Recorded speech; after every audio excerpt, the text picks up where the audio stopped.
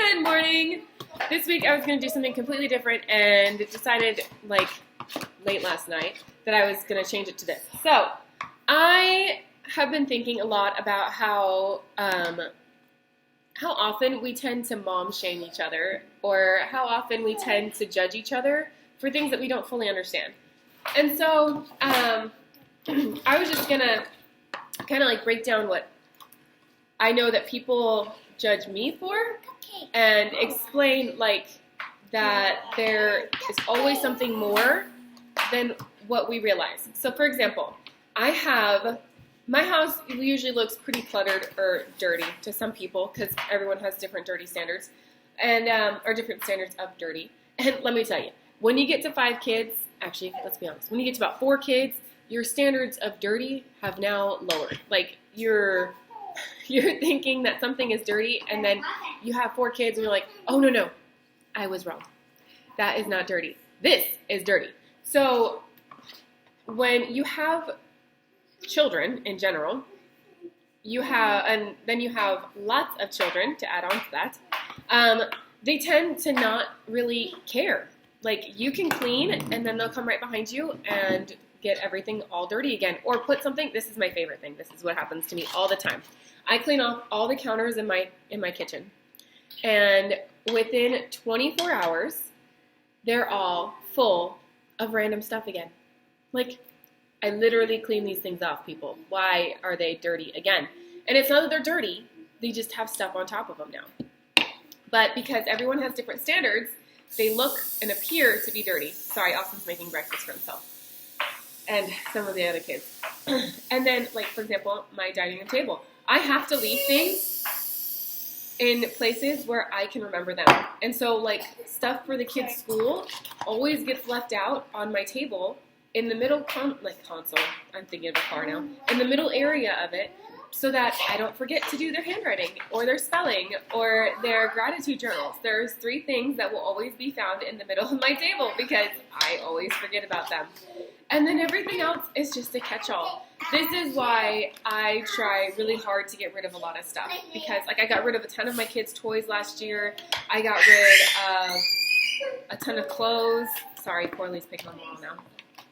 But I get rid of so much stuff, and yet we still have more. It's just what happens when you have kids, and you can't really do anything about it. It just is what it is. And especially whenever you have lots of kids. And then the other thing that I know that I have had people say something about are like my floors, because my floors always look dirty. Ladies and gentlemen, my floors are paper. I can't really, or paper and glue, okay? I can't really mop them as well as everybody thinks I should, okay? But to add on to that, we've also dropped plaster on there by accident, which is okay, because they're paper. And then we've dropped paint. There's spots that have come up because they've gotten wet and someone scrubbed it off. And so we have like spots that just look like someone, or like a dog has had like diarrhea there or something, but it's just paper.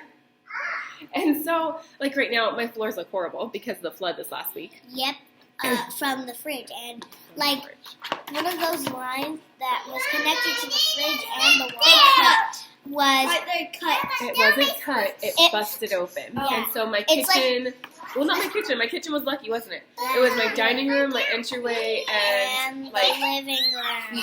Well, the living room got water in it too. But like the part with the actual fridge on it of my kitchen got flooded. And so my floors look horrible. But I will show you what I'm talking about. Like, for example, we have paint on the floor.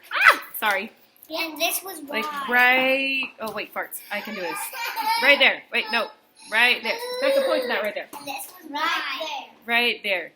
That is paint. And That's from where we were painting the ceiling. No, that's not. Go on. And then right here is a spot. Oh wait, hold on. Other way. There we go. Right there. Boom.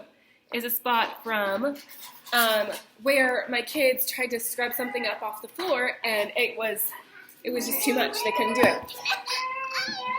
I need you to relax, okay? You're okay. Anyways.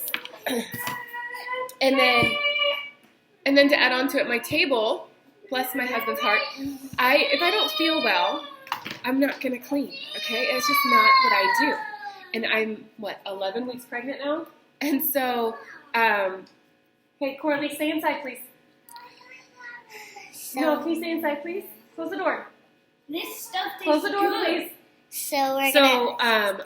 I haven't been feeling really well, and so the kids have to do a lot of the cleaning, which is fine. They do it anyways, but there are some things like cleaning off the table that they are not huge fans of. They choose to ignore that one, that one chore.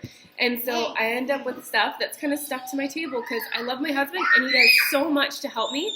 He really does. When I'm early pregnant and he knows that I feel uncomfortable, he does everything he can. He even steps up and starts doing the laundry, which is not something he likes to do, which is why you also might see, like, I know people judge me for not folding my laundry as often as I should, but it's because if I don't feel well to sit down and fold my laundry, my husband doesn't like to fold laundry, so he'll do the laundry. He just won't fold it afterwards. And so then I have a hamper full of clean clothes that I don't feel well enough to fold, and my husband doesn't fold because, bless his heart, he only does it unless he absolutely has to. You don't need that yet. You can put it in. It's cold right now. Anyways, and so, it's just stuff like that where that the responsibility isn't all just on one person. And so it doesn't insult me, and it doesn't offend me, and it doesn't, I get it. People don't know my life. And so I don't worry about it, but at the same time, it makes me sad for them. Because to me, those are the people that believe perception is reality. And really, perception is just a small portion of reality, where you're seeing just snippets of someone's life. Like, if someone were to look at my table right now, it's completely dirty. But it's going to be clean after I get done with this video because we have to clean it off. We have people coming over for dinner. And they are the missionaries. The missionaries are coming over for dinner. Not just that, but we have to clean it up anyway so we can have dinner tonight. And, there's certain things, like I love to have dinner at the table. I don't like to eat in front of the TV. It's not my favorite thing. They like it, but I don't like it. I like to sit at my table. I have this table specifically made for my family for that reason. And so, there are certain things that change, and there are certain leeways that are granted because of certain situations. Like, for example, sometimes Mom sits on the couch and eats her food and watches TV. One of her watches shows that she likes. She eats But cookie dough in I front don't. of the TV. But I don't really like to do that very often. The only time I do that is if I don't feel well, which has been happening a lot lately because it's hard for me by the end of the day to sit up because my nausea is so bad. And so dinner time has usually, so dinner time has been in front of the TV lately, but that's going to change, right? That's going to change, right? Yeah. We're having the 6 I was gonna say something babies. else. But I feel bad for those people who believe that perception is reality because it's just something that people will never understand. There's always going to be something that someone's going to be willing to pick apart about you. And I'm sure someone will find something about this video. Someone will find something to complain about, to say that I'm fake or whatever. I don't care. Listen, all I'm getting at is that we really need to stop mom-shaming each other and judging each other for the situations that we're in because we all don't know the whole story. There's always so much more to what we see than what we see. Like, there's so much more. You don't understand the entire story just by seeing snippets and pictures and videos randomly on the internet. Like, that is something that so many people talk about, and yet so many people still believe that perception is reality. And so let's just stop. Let's start building each other up. Let's start being kind to each other. Let's be more willing to share the good and to help out. If you think that someone's struggling that badly that you feel like you have to say something to them, then how about instead of being like, man, you suck at that, or like, your house is so dirty, instead of saying something like that, you should be like, I'm free this weekend, and I know you're having a hard time because of X, Y, and Z. How about I come over and help you clean your house? Mm-hmm. Or how about I help you with your kids? Yeah. Like, for example, I have 2 ODD children. And just in case you don't know what that means, that's obstinate defiance disorder. And I have a heart surgery. Mama has one daughter who has a heart surgery, which is me. Yeah. But my 2 kids with ODD are the hardest to get to do anything. So, like, I have to fight them to do their chores. I have to fight them to clean their bedrooms. I have to fight them to get their laundry done. I have to fight them every step of every single day, unless it's something they want to do. And so, until you know the whole story, I really don't feel like it's even appropriate to say anything. Mm-hmm. Unless you're close friends with somebody, I really don't feel like it's, because at that point, it's just sad. And it's so, you don't know. You just don't know. And so, once again, I feel like we should be building each other up instead of tearing each other down, because there's already so many things going on in this world right now that are just breaking people apart and making things harder for each other. So instead of focusing on the negative things, why aren't we focusing on the positive? Yep. And Like, the hey, positive is... you got dressed today. That was really good. I'm proud of you. You're wearing jeans. I'm proud of you. Like, you did your hair today. I'm proud of you. You did your makeup today. I'm proud of you. Your kids are alive. I'm proud of you. That's not even the thing. There should be... You're happy. I'm proud of that. Your children are happy. I'm proud of you for that.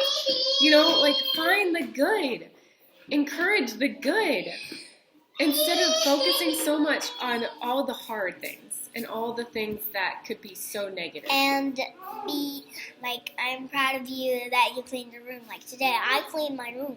And it's all I'm proud clean. of her for cleaning her room. Mm-hmm. Just like the other day, she cleaned out the sink and she scrubbed the sink whenever she got done, like she was supposed to.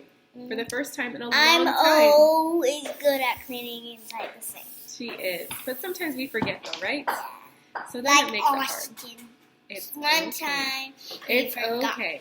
Anyways, point is though, is that because of the fact that we're all human and we all make mistakes, let's all give a little grace. Let's all find a little love in our hearts and spread that love as much as possible instead of spreading so much hate and disdain for each other. And as here's another example. Right now, my 5-year-old Which is is Talon. flipping Cheerios onto my floor. Awesome. Talon, that's not okay. That's not okay, Talon. So anyways, I'm going to go take care of that.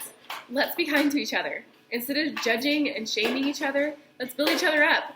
Let's help each other out. Let's find kindness in our hearts. And I hope you guys have a great week. And we'll come back at you next week. Bye. So if you like this, like, share, subscribe. Like, share, subscribe. Bye. Bye.